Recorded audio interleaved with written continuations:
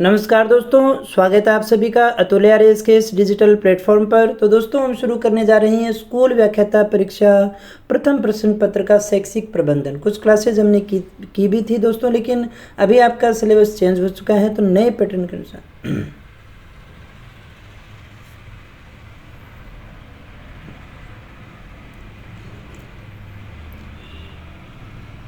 नमस्कार दोस्तों, एक बार फिर से स्वागत है आप सभी का अतुल्य आर्यस के इस डिजिटल प्लेटफॉर्म पर। तो दोस्तों हम शुरू करने जा रहे हैं स्कूल व्याख्याता परीक्षा में प्रथम प्रश्न पत्र का शैक्षिक प्रबंधन वाला टॉपिक। और दोस्तों ये जो नया सिलेबस हमारा जारी हुआ है, उस नए सिलेबस के अकॉर्डिंग जो नए टॉपिक जुड़े हैं, जो संशोधन हुआ है, यानी बिल्कुल नए वाले सिलेबस को अपनी करने जा रहे हैं। और हमारा जो पहला टॉपिक रहने वाला है आज का, वो है शैक्षिक प्रबंधन की संकल्पना और सिद्धांत। तो दोस्तों सिलेबस में काफ़ी चेंज हो चुका है और अपने बिल्कुल नए सिलेबस वाले जो पैटर्न है उसी को करने वाले हैं। तो हमारे सिलेबस में जो कुछ दे रखा है उसको पहले देख लेते हैं।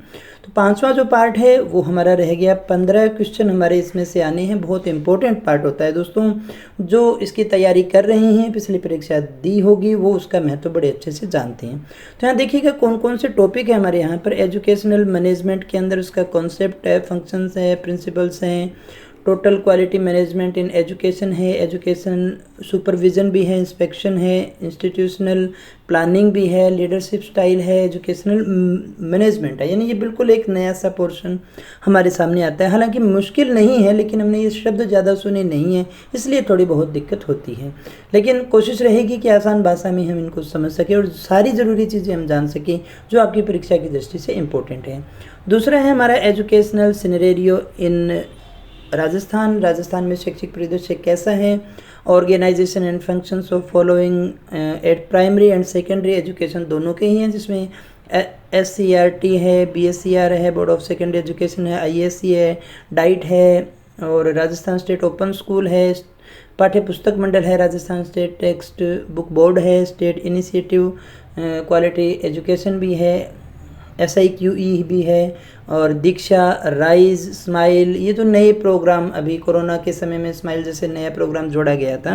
शिक्षा दर्शन है, शिक्षा वाणी है जो हमारी ऑनलाइन और रेडियो के जो कार्यक्रम हैं, समग्र शिक्षा अभियान जो पूरा मैनेजमेंट संभालता है, ये सारी चीज़ें हम यहाँ पर डिस्कस करने वाले हैं। इसके अलावा एक मोस्ट इंपॉर्टेंट टॉपिक हमारा रह जाता है एजुकेशनल एक्ट जो हमारा था, राइट टू एजुकेशन एक्ट 2009 वाला। इन सभी को बड़े अच्छे से हम करने वाले हैं। तो चलिएगा शुरू करते हैं पहले टॉपिक को, जिसका नाम हमारा शैक्षिक प्रबंधन। आइए शैक्षिक प्रबंधन को थोड़ा समझने की कोशिश करें।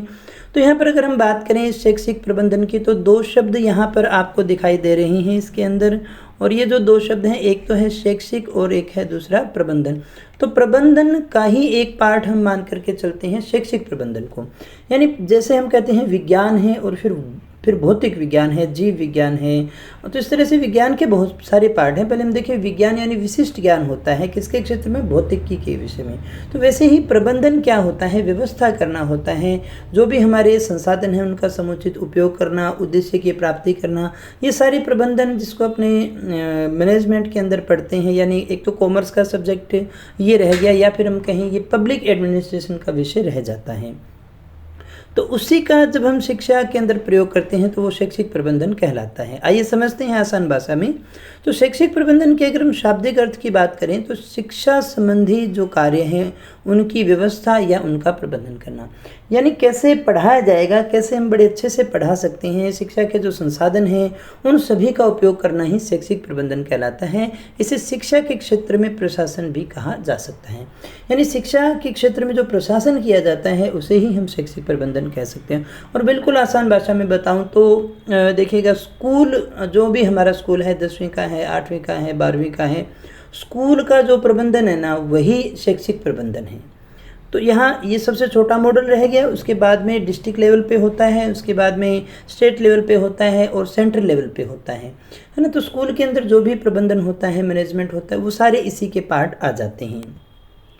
शैक्षिक प्रबंधन शिक्षा के क्षेत्र में वांछित लक्ष्यों, यानी जो हम प्राप्त करना चाहते हैं, जो हमारे उद्देश्य हैं, लक्ष्यों की प्राप्ति के लिए की जाने वाली प्रक्रिया है। तो यहाँ पर पहले हमें ध्यान देना है, प्रबंधन क्या है, एक प्रक्रिया है। तो प्रक्रिया कहीं दिखाई नहीं देती है, हमें उसके परिणाम दिखाई देते हैं दोस्तों। जैसे हम किसी प्रोग्राम में गए, किसी शादी विवाह में गए और हमने कहा वहाँ मैनेजमेंट बहुत अच्छा था, तो देखिएगा मैनेजमेंट बहुत अच्छा था, या हम यूँ कहते हैं वहाँ तो मैनेजमेंट बिल्कुल था ही नहीं, व्यवस्था बिल्कुल ख़राब थी। इसका मतलब जहाँ पानी होना चाहिए था वहाँ पानी नहीं था, अगर था तो पर्याप्त नहीं था, ठंडा नहीं था। जहाँ भोजन की जो व्यवस्था की गई थी वो पूर्णतः पर्याप्त नहीं थी, लोगों की भीड़ लगी पड़ी है, फिर भी कुछ हो नहीं पा रहा है, जगह बहुत छोटी रह गई हो। तो यानी जो चीज़ें जहाँ होनी चाहिए थी वो व्यवस्था सही नहीं है। तो मैनेजमेंट तो हम उसी को कह सकते हैं, एक प्रोसेस है। तो वहाँ आपको मैनेजमेंट कहीं पे दिखाई नहीं दे रहा, लेकिन उस मैनेजमेंट का जो परिणाम है वो दिखाई दे रहा है, यानी सुचारू रूप से चल रहा है, तो वो अच्छा है या फिर वो क्या है, खराब है। तो वांछित लक्ष्य हमारा था लोगों को बुला करके खाना खिलाना, उसके लिए जो व्यवस्था जो प्रक्रिया हमने की वो वहाँ का मैनेजमेंट है। उसी प्रकार से जैसे बच्चों को पढ़ाना है, शिक्षा उपलब्ध करवानी है, तो शिक्षा को उपलब्ध करवाने के लिए जो भी प्रक्रिया प्रोसेस अपनाई जाती है, जो विद्यार्थी के लिए हमने लक्ष्य निर्धारित किए हैं, उन लक्ष्यों की प्राप्ति के लिए जो भी अपनी प्रक्रिया पूर्ण करते हैं वो प्रक्रिया ही क्या कहलाती है, शैक्षिक प्रबंधन कहलाती है। यानी जब प्रक्रिया होगी देख नहीं सकते तो ये एक अमूर्त कंसेप्ट हो गया, ऐसा कंसेप्ट हो गया जिसे हम देख नहीं सकते और उसको समझना थोड़ा सा मुश्किल हो जाता है। जैसे हम किसी पंखे की कुछ ऐसी चीज़ को हम व्याख्या करना चाहें, लोहे की या किसी भी धातु की, किसी चीज़ की, मशीन की, तो की जा सकती है क्योंकि उसको देखा और छुआ जा सकता है। जिसको देखा छुआ नहीं जा सकता उसकी व्याख्या करना थोड़ा सा मुश्किल हो जाता है दोस्तों। तो यहाँ हम सीधा सा अर्थ लें इसका, शैक्षिक संस्थाओं से ही इसका संबंध है। यानी शैक्षिक संस्थाओं में जो प्रबंधन अपनाया जाता है उसे हम शैक्षिक प्रबंधन कह सकते हैं। इसमें भौतिक और मानवीय संसाधनों का अधिकतम उपयोग किया जाता है। इसको समझिएगा थोड़ा सा। हमने कहा दो प्रकार के संसाधन विद्यालय या किसी भी व्यक्ति के पास में होते हैं, एक भौतिक और एक मानवीय।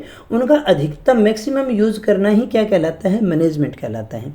देखिएगा दोस्तों, ज़रूरी नहीं है घर में सारी चीज़ें हों। कुछ लोग जो होते हैं कम चीज़ों से भी, जैसे कोई गृहिणी ऐसी हो सकती है उसके पास में खाली टमाटर, प्याज, नमक, मिर्ची इतना ही पड़ा है, उसी से भी वो बहुत टेस्टी कुछ खाने के लिए बना सकती है।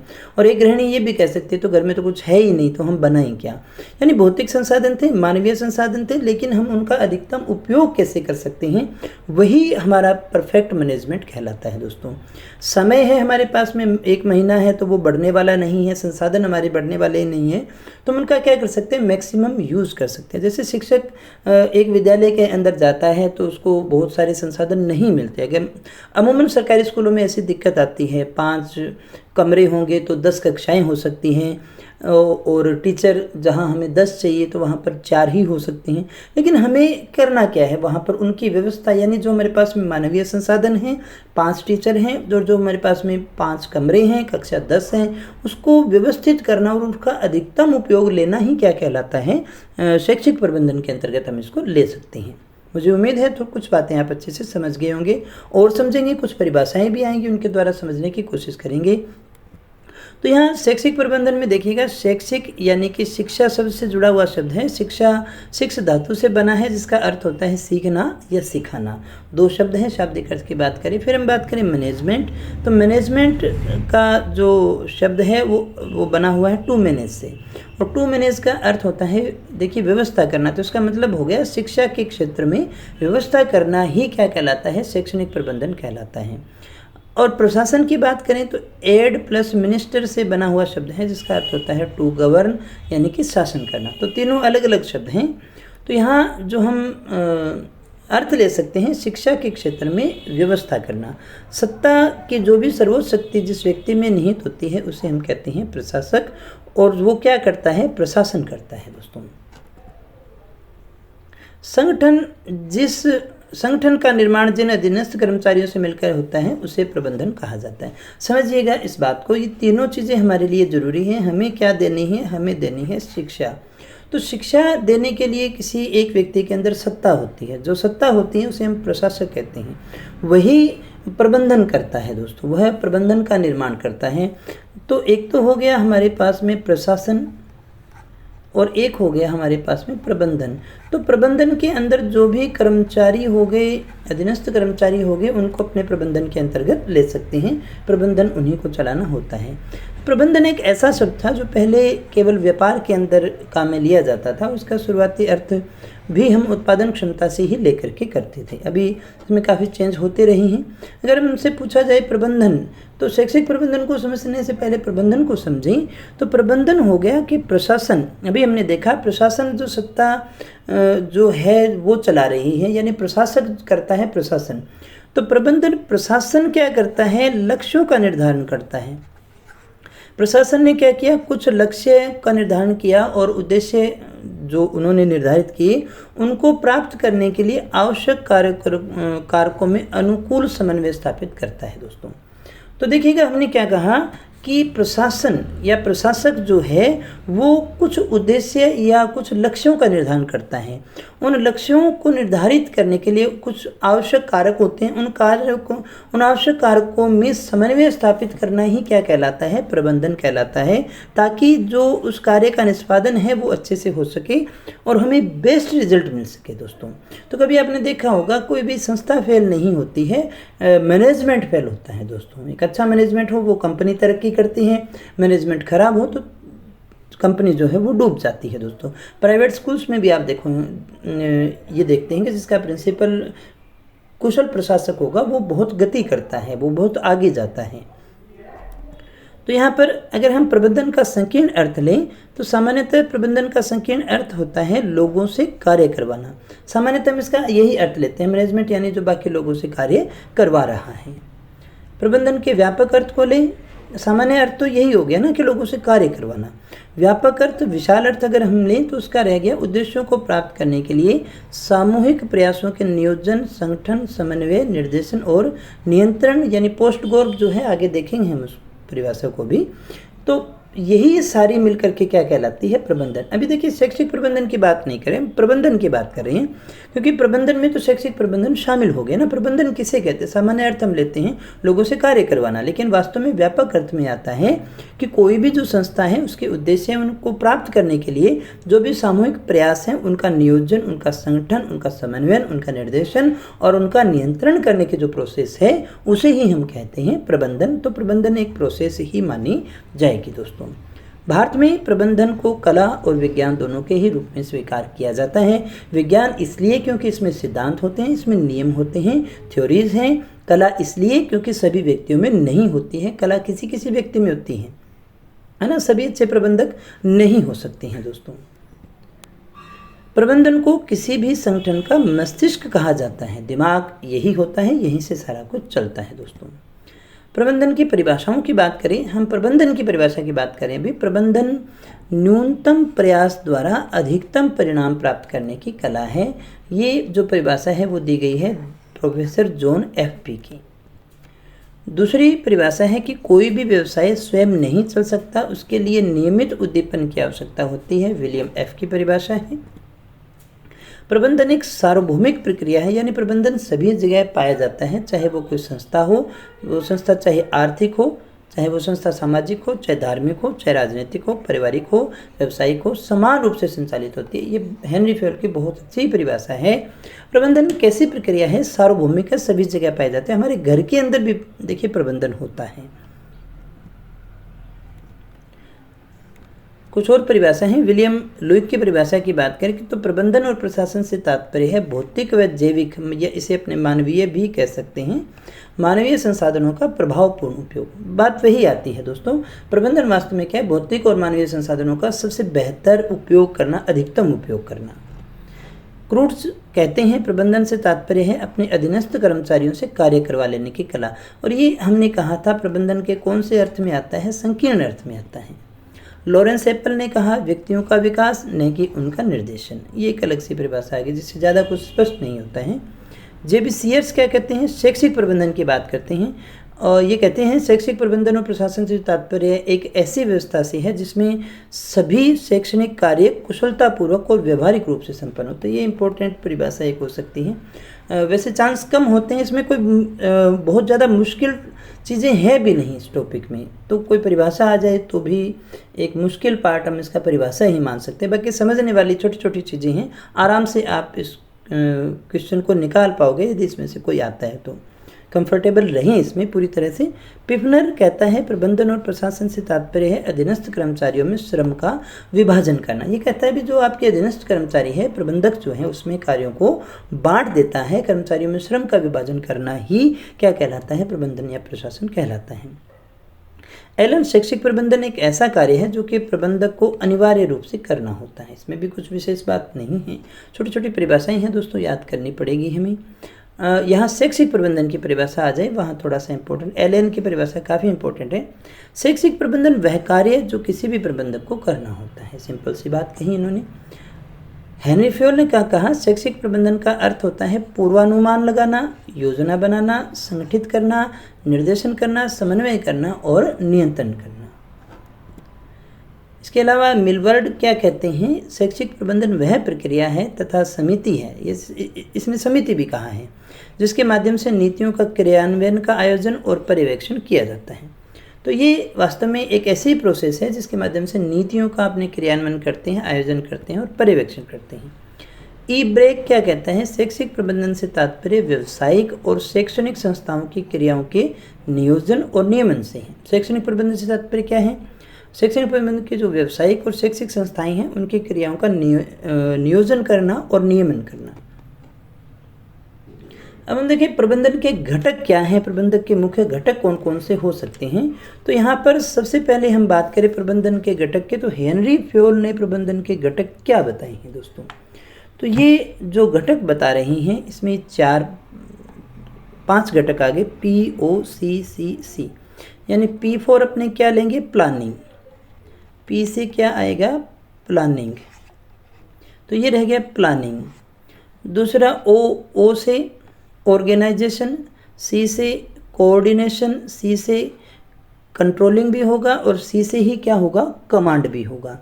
तो ये सारे के सारे क्या है, हेनरी फ्योल के अनुसार प्रबंधन की संकल्पना है और उसके सिद्धांत है दोस्तों। यहाँ इसमें जो कहा गया है, हेनरी फ्योल की एक पुस्तक थी, उसको पहले बाद में देखेंगे, इसको देख लेते हैं पहले दोबारा से।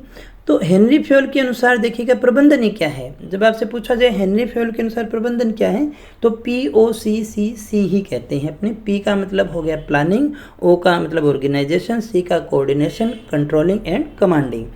ये जो सारे के सारे शब्द हैं, आप इसको अगर लिखना चाहें, पहले P का अर्थ तो आ जाएगा प्लानिंग,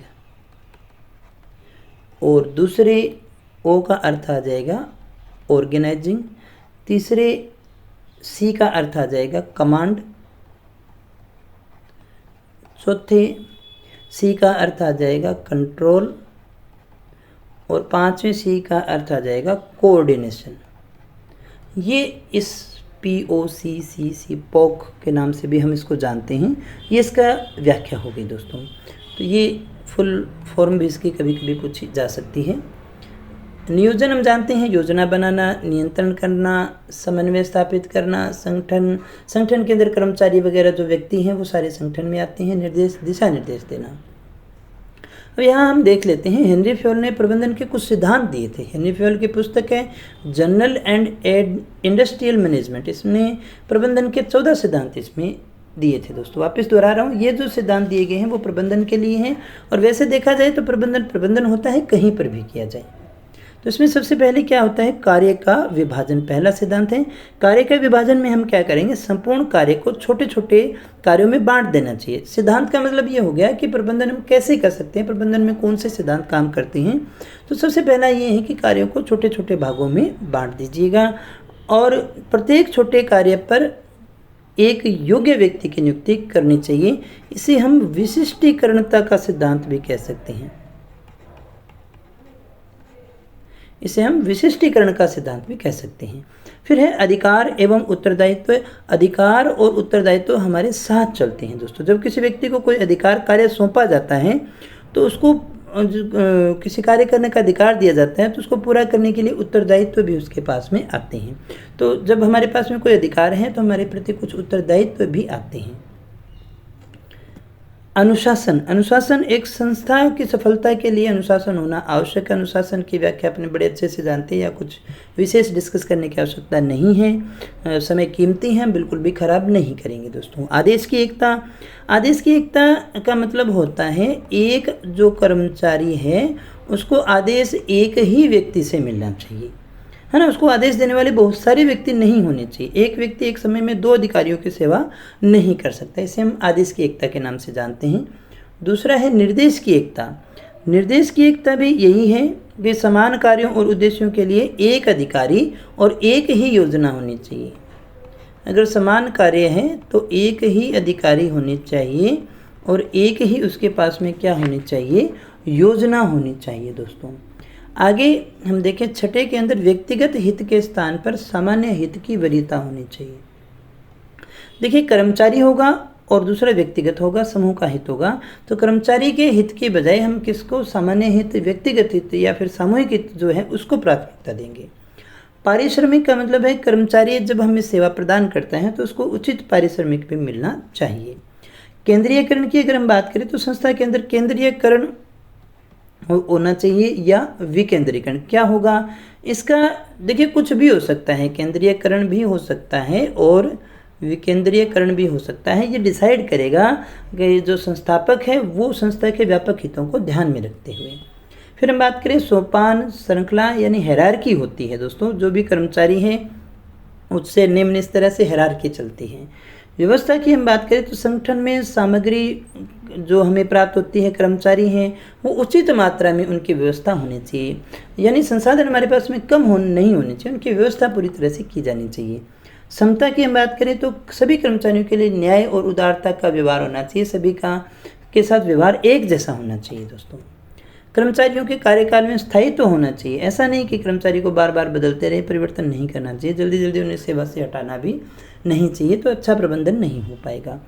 पहलपन से ऐसे है कि कोई भी कर्मचारी है किसी योजना को प्रस्तावित करने और उसके क्रियान्वित करने की स्वतंत्रता उसके पास में होना चाहिए, यानी कोई कर्मचारी संस्था के हित में कोई सुझाव देना चाहता है, कुछ कार्य करना चाहता है तो उसको मौका मिलना चाहिए। और लास्ट सहयोग की भावना, और यही इसी में संगठन, सहयोग में ही संगठन की शक्ति होती है। तो ये सारे कार्य हमें करने चाहिए और इन सारे कार्यों को अपने POCC के द्वारा व्यक्त करते हैं, यानी प्रबंधन के कार्य मूल रूप से इन 5 कार्यों के द्वारा संपन्न किए जाते हैं। तो ये तो सिद्धांत हो गए और कार्य जो हैं हमारे कौन से रह गए, POCC। तो ये प्रबंधन के सिद्धांत हैं हेनरी फेयोल के अनुसार, और जो कार्य हैं वो POCC के रूप में देखते हैं। लुथर गुलिक की अगर हम बात करें तो लुथर गुलिक ने अपने शोध पत्र research of science and administration में शैक्षिक प्रबंधन में प्रशासन के 7 कार्य या कारक बताए हैं। तो यहाँ कारकों की बात कर रहे हैं प्रबंधन की, तो इसने 7 कारक बताए हैं। कौन कौन से हैं, पोस्ट गौरव के रूप में हम इसको देखते हैं। तो ये बिल्कुल सिंपल सा है और जो हमारा पब्लिक एड है उसका बहुत ही फेमस सिद्धांत ये माना जाता है दोस्तों। तो P4 प्लानिंग की अगर हम बात करें तो इसे देखिए पहला कार्य कहते हैं कि भविष्य में इसको आप क्या होगा, कब होगा, कैसे होगा, कौन करेगा, ये सारा कुछ डिसाइड करना ही क्या कहलाता है, पूर्व नियोजन के नाम से जाना जाता है, यानी स्थानीय प्लानिंग हो जानी चाहिए। ऑर्गेनाइजेशन यानी कि हम संगठन की जब बात करते हैं तो संगठन को हम प्रबंधन की रीढ़ की हड्डी कहते हैं। अगर आपसे पूछा जाए प्रबंधन की रीढ़ की हड्डी कौन सी है तो ऑर्गेनाइजेशन है। तो नियोजन के अंतर्गत हमने जो उद्देश्य निर्धारित किए हैं उनके क्रियान्वयन के लिए संगठन एक उपकरण का काम करता है। हम इसको कह सकते हैं ये एक माध्यम है, ये एक टूल है। इसी टूल के द्वारा, संगठन के द्वारा ही हमें उद्देश्यों की पूर्ति करनी होती है। हमने कुछ उद्देश्य निर्धारित किए, उनकी प्राप्ति के लिए हमने प्लान बनाया, तो उस प्लान को एग्जीक्यूट करने के लिए हमें किसकी आवश्यकता होती है, संगठन की आवश्यकता होती है। तो रीढ़ की हड्डी यही हो गई ना, और यही एक मुख्य उपकरण होता है जिसके द्वारा ये संचालित होता है दोस्तों कार्य। फिर हम बात करें स्टाफिंग की। स्टाफिंग वैसे समझ में नहीं आएगा, लेकिन जब मैं लिखता हूँ नियुक्तिकरण तो हमारी समझ में आ जाता है कर्मचारियों की नियुक्ति करना, और किसकी, योग्य कर्मचारियों की नियुक्ति करना ही क्या कहलाता है, स्टाफिंग कहलाता है। डायरेक्टिंग यानी कि निर्देशन, उनको समय समय पर क्या मिलते रहना चाहिए, निर्देशन मिलते रहना चाहिए, यानी कर्मचारी क्या कार्य करेंगे। फिर हम बात करें कोऑर्डिनेशन की। कोऑर्डिनेशन का मतलब होता है समन्वय। तो संस्था के सारे कार्यों में एकरूपता होनी चाहिए, उसमें जो है समानता स्थापित की जानी चाहिए। रिपोर्टिंग का मतलब होता है जो हमने कार्य किया उसकी रिपोर्ट तैयार करना, और बजटिंग के अंदर क्या करते हैं, हम बजट का निर्माण करते हैं दोस्तों। तो ये सिंपल सी चीज़ें हैं जो हम यहाँ पर अच्छे से समझ सकते हैं। तो पोस्ट गौरव ये जो कार्य हैं वो लूथर गुलिक के द्वारा ही बताए गए हैं। इसके अलावा और भी कार्य हो सकते हैं, जैसे हम कहीं समन्वय हो गया, समन्वय के अलावा देखिएगा दोस्तों नियंत्रण भी इसका कार्य आता है। इसके अलावा उन्हें हमें समय समय पर अभिप्रेरणा भी देनी होती है कर्मचारियों की, हमें एक अच्छे संप्रेषण की भी आवश्यकता होती है, हमें डिसीजन मेकिंग भी आनी चाहिए, निर्णयन भी काम होता है दोस्तों। इसके अलावा कुछ नवाचार करना है, तो ये सारे के सारे क्या हैं, प्रबंधन के कार्यों के अंतर्गत आते हैं। लेकिन अगर आपसे पूछा जाए लूथर गुलिक ने कौन से बताए, तो इतने ही काम बताए हैं दोस्तों, 7 कार्य बताए हैं, 1 2 3 4 5 6 और 7। ये कोऑर्डिनेशन एक ही है, 5 6 और 7, ये 7 कार्य बताए हैं। इसके बाद में हम बात करें शैक्षिक प्रबंधन के कुछ जो फैक्ट हैं, जो लाइनें हैं आपसे पूछी जा सकती हैं। प्रबंधन के अंदर जो अभिप्रेरणा है उसका महत्व क्या है, तो इसे हृदय कहा जाता है दोस्तों। क्यों? क्योंकि प्रबंधक का कार्य ही यही होता है, जो संगठन है उसको मोटिवेट करते रहना, उससे काम करवाते रहना। प्रबंधन की अवधारणा देने का श्रेय FW टेलर को जाता है। प्रबंधन की जो अवधारणा है वो किसके द्वारा दी गई है, तो FW टेलर के द्वारा दी गई है। आधुनिक प्रबंधन का जनक किसको माना जाता है, तो हेनरी फ्योल को आधुनिक प्रबंधन का जनक माना जाता है। भारत में प्रबंधक का जनक किसे माना जाएगा, अरिंदम चौधरी, एक बहुत ही अच्छे मैनेजमेंट गुरु हैं, अरिंदम चौधरी को भारत में प्रबंधन का जनक माना जाता है।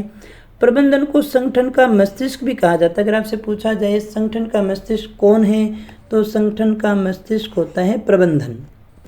इसके अलावा देखिएगा प्रबंधन की अवधारणा का विकास कहाँ हुआ, अगर आपसे पूछा जाए तो अमेरिका में हुआ था। विद्यालय का हृदय हम किसे कह सकते हैं, पुस्तकालय को मौक, ये काफ़ी इंपॉर्टेंट चीज़ें हैं। विद्यालय का स्पार्क प्लग होता है समय सारणी, क्योंकि इसी से एग्जीक्यूट होता है सब कुछ। वर्तमान शैक्षिक प्रबंधन कैसा है, बाल केंद्रित है। किसने कहा, कौन कौन आते हैं इसमें, जॉन डेवी है, रायबर्न है, ब्लूम है, ये सभी ने ऐसा माना है। बुनियादी शिक्षा का विचार जो है वो महात्मा गांधी के द्वारा दिया गया था। विद्यालय का नाड़ी तंत्र कौन होता है, शिक्षक होता है दोस्तों। पाठ्यक्रम होता है दौड़ का मैदान, करिकुलम जिसे हम कहते हैं। जिस प्रकार से एक जहाज में कप्तान की भूमिका होती है, तो कप्तान विद्यालय में कौन होता है, प्रधानाध्यापक होता है। तो बहुत ही महत्वपूर्ण भूमिका होती है इसकी। एक बालक हेतु सर्वश्रेष्ठ शिक्षक कौन होता है, पुस्तकालय, लाइब्रेरी मानी जाती है। प्रबंधन और प्रशासन की आधारभूत इकाई हम क्या कहेंगे, विद्यालय है शैक्षिक प्रबंधन की। समाज का दर्पण कौन होता है, शिक्षक होता है। विद्यालय का मस्तिष्क प्रधानाचार्य या प्रधानाचार्य हो सकता है, प्रधानाध्यापक या प्रधानाचार्य।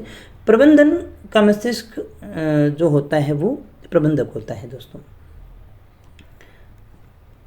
शैक्षिक प्रबंधन और प्रशासन एक ही सिक्के के दो पहलू है, ये किसने कहा, हिलकर्ट ने कहा था। भारत देश का भविष्य उसके कक्षाओं में निर्मित हो रहा है, किसके द्वारा कहा गया, कोठारी आयोग के द्वारा, 1964 से 66 का है ये। भारत में देखिए कुछ और फैक्ट हैं। शैक्षिक नियोजन और प्रबंधन के लिए 1923 में केंद्रीय माध्यमिक शिक्षा आयोग का गठन किया गया था। वर्तमान में शैक्षिक प्रबंधन में आपदा प्रबंधन को भी शामिल किया जाता है। शैक्षिक प्रबंधन जो है उसमें अपने आप में आपदा प्रबंधन को भी जोड़ रखा है, ये इसी का पार्ट है। स्वतंत्र भारत में माध्यमिक शिक्षा हेतु नियोजन कार्य के लिए ताराचंद समिति का गठन किया गया था 1948 में। तो अगर आपसे पूछा जाए ताराचंद समिति का गठन किसके लिए किया गया, तो माध्यमिक शिक्षा हेतु किया गया है। 1975 तक शिक्षा जो है वो राज्य सूची का विषय था। 42वें संविधान संशोधन से इसे चेंज किया गया और अभी ये क्या है, समवर्ती सूची का विषय माना जाता है। विद्यालय का स्पार्क प्लग समय सारणी, मस्तिष्क प्रधानाध्यापक और नाड़ी तंत्र शिक्षक होता है, ये हम पढ़ चुके हैं। शैक्षिक प्रबंधन की विशेषताओं की अगर हम बात करें क्या क्या हो सकती हैं, यहाँ से कोई एक आधा क्वेश्चन सीधा सीधा पूछा जा सकता है। तो ये शिक्षा के क्षेत्र में नीति निर्धारण, कार्यों का समन्वयन, नीति क्रियान्वयन, संगठन को लागू करने और व्यक्तियों और समूह के कार्यों को मिलाने की एक प्रक्रिया हो गई दोस्तों। सिंपल सी बातें, कुछ ज़्यादा इसमें नहीं है। शैक्षिक प्रबंधन उद्देश्यों के निर्धारण और उन उद्देश्यों की पूर्ति के लिए निर्णय लेने से संबंधित होता है। तो यहाँ दूसरी बात निर्णय से संबंधित आती है, किसके लिए, उद्देश्यों का निर्धारण करना और उसकी पूर्ति के लिए निर्णय लेना। यह विज्ञान भी है और कला भी है। यह उद्देश्य प्राप्ति का एक साधन है दोस्तों। प्रबंधन क्या है? एक टूल है, हमने कहा मैनेजमेंट है जिसके द्वारा हम एक टूल है मैनेजमेंट जिसके द्वारा हम उद्देश्यों की प्राप्ति करते हैं। इसमें मानवीय और भौतिक संरचना शामिल होती है। यह संस्था के समूह द्वारा ही सफल किया जाता है दोस्तों। अमूर्त प्रक्रिया हमने पहले भी बात की, इसे छुआ या देखा नहीं जा सकता। सामूहिक मानवीय प्रयास है, सारे मिलकर के पूरा प्रबंधन जो संगठन है वो मिलकर के कार्य करता है। एक प्रक्रिया माना गया है। व्यक्तियों के समूह को हम प्रबंधन नहीं कहते। अगर हम कहीं भी प्रबंधन स्कूल के अंदर जो शिक्षक है, एलडीसी है और ये सारा मिलकर के प्रबंधन कहलाएगा, नहीं। तो ये एक प्रोसेस है, वो संगठन है दोस्तों। जो आपको दिखाई दे रहा है ना व्यक्तियों का समूह, वो एक संगठन है, न कि प्रबंधन। प्रबंधन एक प्रक्रिया है, वो दिखाई नहीं देती है। यह विशुद्ध रूप से एक मानवीय प्रक्रिया ही मानी जाती है, बाकियों में हम नहीं देखते इनको। ये सभी स्तरों पर अनिवार्य होता है। शैक्षिक प्रबंधन कला और विज्ञान दोनों माने हमने। इसमें उद्देश्य पूर्व निर्धारित होते हैं। जैसे अभी हमने बात की थी ना, प्रशासक क्या करता है? नीतियाँ बनाता है, उद्देश्य बनाता है और उनकी पूर्ति के लिए प्रबंधन किया जाता है दोस्तों। एक नेतृत्वकारी, सहयोगी और उद्देश्यपूर्ण प्रक्रिया मानी जाती है। अगर आगे हम बात करें शैक्षिक प्रबंधन के मौलिक घटक, तो जे हार्टले ने इसके 3 मुख्य तत्व देखिए बताए हैं: अदा, प्रदा और process. Input, output and process. अदा इनपुट के अंदर देखिए किस किस को लेती है। यहाँ से बड़ा अच्छा क्वेश्चन आपसे पूछा जा सकता है। पहली बात तो किसने दिया? जे हार्टले ने। इनपुट यानी जिससे अपने शिक्षा डालते हैं। भवन है, फर्नीचर है, खेल का मैदान है, छात्र है, शिक्षक है, प्रशासक है, अधिगम सामग्री है, तकनीक और सुविधाएं हैं।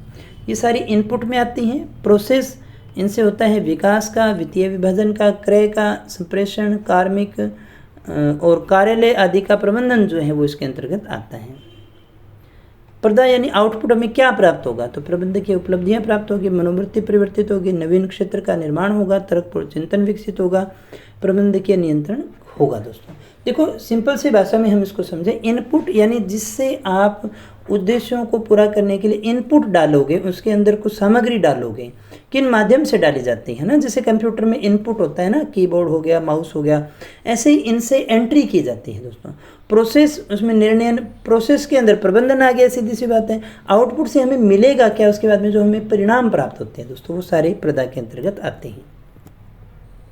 भारत में शैक्षिक प्रशासन के स्तरों की बात करें तो 3 स्तरों पर यह संचालित होता है: केंद्र स्तर पर, राज्य स्तर पर और स्थानीय स्तर पर दोस्तों।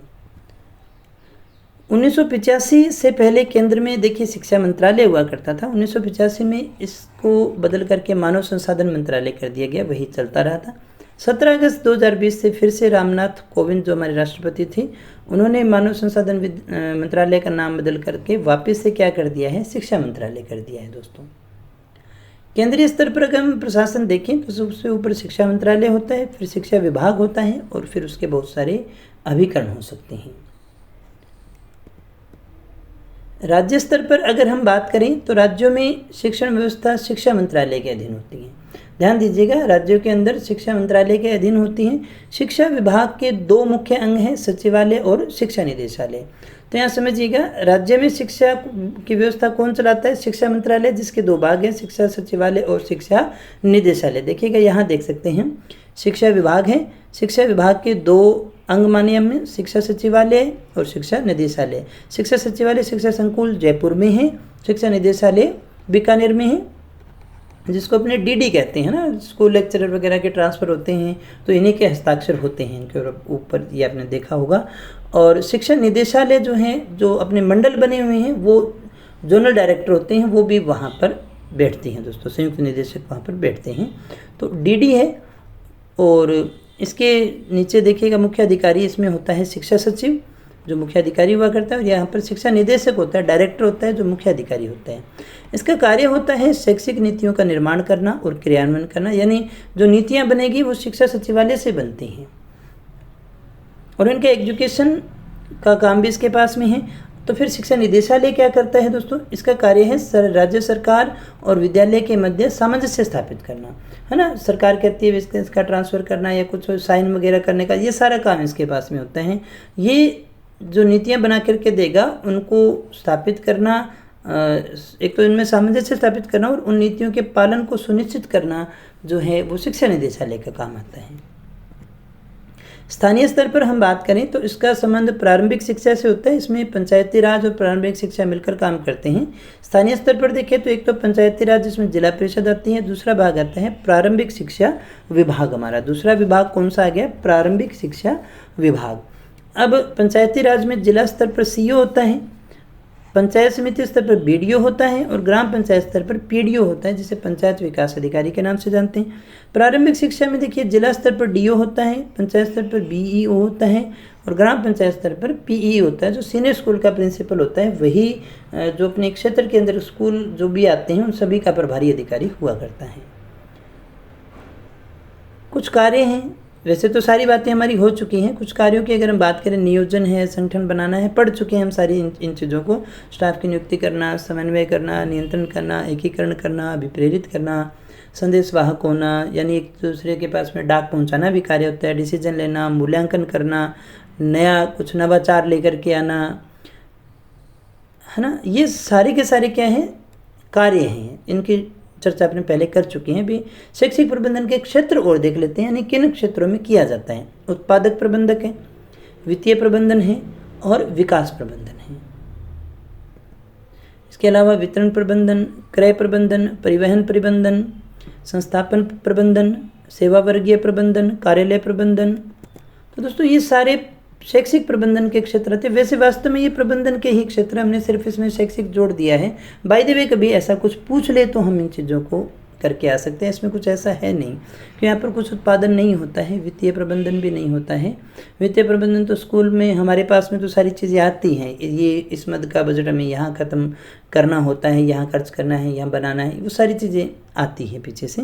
तो यहाँ कुछ ज़्यादा नहीं रह जाता, लेकिन फिर भी कहीं ना कहीं राज्य स्तर पर तो ये सारी चीज़ें होती ही हैं। दोस्तों पूछ लीजिएगा तो आ जाएगा। तो दोस्तों जितनी भी चीज़ें हो सकती थी वो सारी हम कर चुके हैं। इसके अलावा अगर हम बात करें कि शैक्षिक प्रबंधन के संसाधन कौन से होते हैं, तो संसाधन हमारे पास में दो प्रकार के हो सकते हैं। एक तो होते हैं भौतिक और एक होते हैं मानवीय। भौतिक के अंदर हम बात करें तो भवन हो गया, फर्नीचर हो गया, पुस्तकालय हो गया, खेल का मैदान हो गया, शैक्षिक सामग्री हो गई, प्रयोगशाला, है ना, जो भी चीज़ें हैं, खिलौने हो गए, झूले हो गए, है ना, जो भी चीज़, ब्लैक बोर्ड, फर्नीचर, सब भौतिक में आ गया। मानवीय के अंदर जो भी व्यक्ति वहाँ आपको घूमते फिरते ह्यूमन दिखाई दे रहे हैं वो सारे मानवीय के अंतर्गत आ गए, जिसमें स्टूडेंट भी हो सकते हैं, टीचर भी हैं, संस्था प्रधान है, अभिभावक है, स्थानीय लोग हैं, कर्मचारी हैं। ये सारे के सारे मानवीय संसाधन के अंतर्गत आते हैं। और इन्हीं सभी संसाधनों का समुचित उपयोग करना, अधिकतम उपयोग करना ही क्या कहलाता है? प्रबंधन कहलाता है, जो वहाँ का प्रिंसिपल या फिर हेडमास्टर किया करता है। तो दोस्तों ये था शैक्षिक प्रबंधन। मुझे उम्मीद है सारी चीज़ें अच्छे से आपको समझ में आ गई होगी। क्लास अच्छी लगी हो तो वीडियो को लाइक ज़रूर कीजिएगा, दोस्तों के साथ में शेयर ज़रूर कीजिएगा। लगभग 20 क्लासों के अंदर ये हमारा पूरा सिलेबस हो जाएगा, ज़्यादा समय नहीं लगेगा। दोस्तों कुछ दिक्कत हो, कुछ पूछना चाहते हो तो कमेंट करके पूछ सकते हो। और हाँ, चैनल पे पहली बार आए हो, सब्सक्राइब नहीं किया हो तो कर लीजिएगा, क्योंकि इस तरह के क्वालिटी एजुकेशन वीडियो केवल और केवल आपको इसी चैनल पर मिलते हैं। तो दोस्तों मिलते हैं नेक्स्ट वीडियो में एक और नई वीडियो के साथ, अगले टॉपिक के साथ। तब तक यूँ ही बने रहे हमारे साथ। Thank you very much.